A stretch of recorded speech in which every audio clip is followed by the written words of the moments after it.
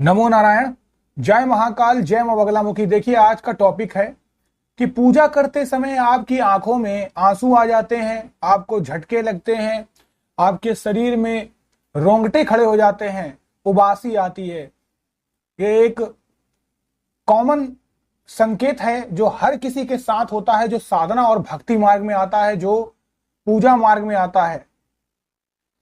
लेकिन इन सब में एक डिफरेंस है बहुत बड़ा, जो अभी अपने इस वीडियो के माध्यम से मैं आपको बताऊंगा। सबसे पहला चलिए संकेत को लेता हूं, उबासी आना। जब भी आपको बार बार जम्हाई आती है, उबासी आती है, इसका मतलब होता है कि निगेटिव एनर्जी आपके शरीर से निकल रही है। क्योंकि निगेटिव एनर्जी जो अब तक आपको घेरे हुई थी, जो चाहती थी कि आप सोए रहें, पूजा पाठ ना करें, सारे वो ऊटपटांग काम करें जिससे आपको नरक का रास्ता मिले, तो वो कभी नहीं चाहेगी कि आप भक्ति मार्ग पर जाएं और आपको अब स्वर्ग का रास्ता मिले और आपको सद्बुद्धि मिले। क्योंकि आपके शरीर ने ऐसा उस चीज को मना लिया है, तो वो नहीं चाहेगी। लेकिन जैसे ही आप उसके तरफ को जाने की कोशिश करेंगे तो वो आपको मना करेगी। तो जब मना करती है तो आपका शरीर, आपकी आत्मा इन सब चीजों से लड़ता है और परिणाम स्वरूप आपको बार बार जम्हाई आती है। तो ये अच्छा संकेत है, कोई प्रॉब्लम नहीं है, आप जो भी कर रहे हैं उसे करते रहिए, ये समय, ये दौर भी निकल जाएगा। दूसरी बात आती है कि आंखों से आंसू आना। देखिए, आंखों से आंसू आने का मतलब होता है कि प्रभु से हमारा जो लगाव है वो गहरा हो रहा है। जब हम भाव से भगवान की पूजा अर्चना करते हैं तो यह स्वाभाविक है कि हमारी आंखों से आंसू बह जाए। आप देखिएगा, इसका एक एग्जाम्पल है सूरदास जी। वो प्रभु का नाम भी नहीं लेते थे, बस ऐसे अपनी आंखों से सोचते थे, अपने दिमाग से, अंतर मन से सोचते थे और आंखों से उनके आंसुओं की गंगा बहती रहती थी। इसका मतलब था वो उस भक्ति में डूबे हुए थे। और देखिए, रामायण में एक चौपाई भी है कि मम गुण गावत पुलक शरीरा, गदगद गीरा नयन वह नीरा। यानी भगवान के गुणों का अगर ज्ञान यानी गुणगान करते हुए आपकी वाणी गदगद हो जाए और आपकी आंखों से आंसू बहने लग जाएं, तो आप समझ लीजिए एक परम सीमा को आप प्राप्त कर चुके हैं। ये बहुत अच्छा संकेत है, बहुत अच्छा संकेत है। यह दर्शाता है कि आपका भगवान के प्रति समर्पण है।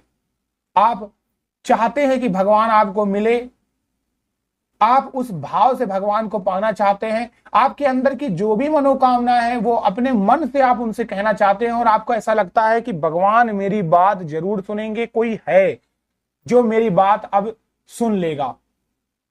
जब भी हमें कोई समस्या होती है, कोई संकट होती है, तब उस घड़ी में हम ईश्वर को याद करते हैं।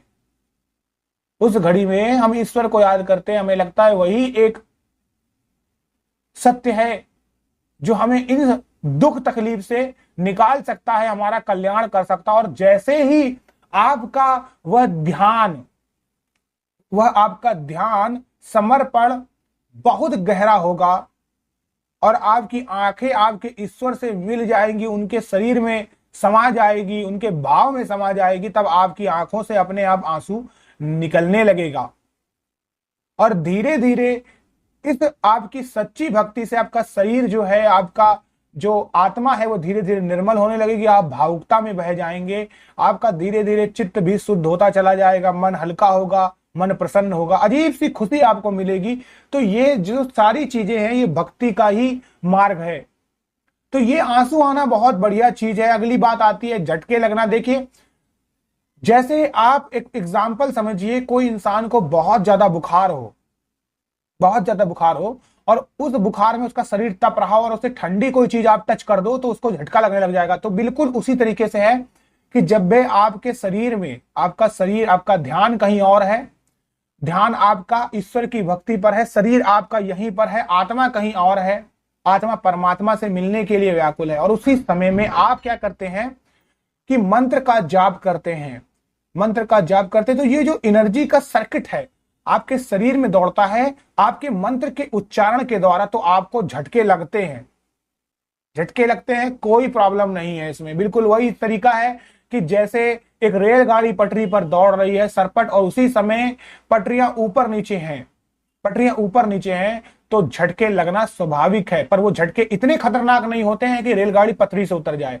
तो बिल्कुल उसी तरीके से ये साधना का मार्ग भी है कि जब भी निगेटिव एनर्जी पॉजिटिव एनर्जी से लड़ती है और पॉजिटिव एनर्जी उसको पार करने की कोशिश करती है, तो झटके लगना स्वाभाविक है, क्योंकि दोनों शक्तियों में अंतर्द्वंद चल रहा होता है, लड़ाइयां चल रही होती हैं। तो ये लड़ाई चल रही होती है तो इसमें कोई प्रॉब्लम नहीं है, लड़ाई होने दीजिए, ये उनका काम है। और आप देखेंगे कि जैसे वहां पर वो गाड़ी पटरी से नहीं उतरती है, तो वैसे ही बिल्कुल भी आप भी भक्ति मार्ग से डिगेंगे नहीं, हटेंगे नहीं, और आप एक दिन विजय प्राप्त करेंगे। तो ये जो झटका लगना है, ये भी एक तरीके से पूजा का ही एक क्रम है। देखिए, अब बात आती है रोंगटे खड़े होना। रोंगटे खड़े होने दो प्रकार से होते हैं। पहला होता है कि अगर आपके अंदर डर है किसी भी चीज का, अब चाहे तो वो भूत प्रेत की आप पूजा कर रहे हो, या फिर कहूँ बहुत ही असाधारण शक्ति की आप पूजा कर रहे हैं, जैसे 10 महाविद्याएं हो सकती हैं, जैसे नरसिंह भगवान हो सकते हैं, रुद्र की पूजा हो सकती है, भगवान पंचमुखी हनुमान जी का पूजा हो सकती है। तो उसी प्रकार से आपके दिमाग में एक चीज रहती है, यहां पर आपका शरीर और दिमाग दो चीजों से लड़ता है। एक जो शरीर है उसको लगता है कि कोई ऐसा ना हो कि मुझे आके टच कर दे, कोई मुझे छू ले, मुझे संकट आ जाए। कहीं कहीं पर पूजा की गलतियों से भी आपको डर लगता है, अरे मैंने घेरा तो नहीं लगाया है, कई जगह मुझे ऐसा बोला गया था कि इस जगह पे घेरा लगाना है, सुरक्षा कवच, कहीं ऐसा तो नहीं कोई शक्ति मुझ पर हावी हो जाए। तो ये जो डर होता है, तो उस समय में आपके रोंगटे खड़े हो जाते हैं।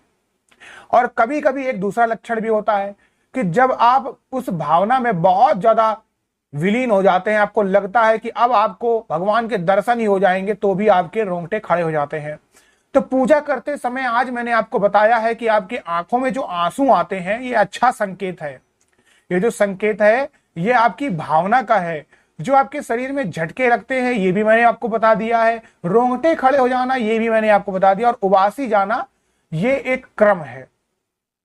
तो अपने आज के इस वीडियो के टॉपिक से आपने चारों चीजों को जान लिया है, तो टेंशन मत लीजिए और बिल्कुल सोचिएगा मत। जो मार्ग पे हैं आप, बिल्कुल सही मार्ग पे आपने चुना हुआ है, बिल्कुल सही भक्ति मार्ग पे आप चल रहे हैं। बस ऐसे ही आगे बढ़ते रहिए, और भी इससे रिलेटेड कोई ऐसे पॉइंट होंगे मैं उस पर वीडियो बना दूंगा। अभी के लिए आप लोग खुश रहिए, स्वस्थ रहिए और भक्ति मार्ग पर आगे बढ़ते रहिए।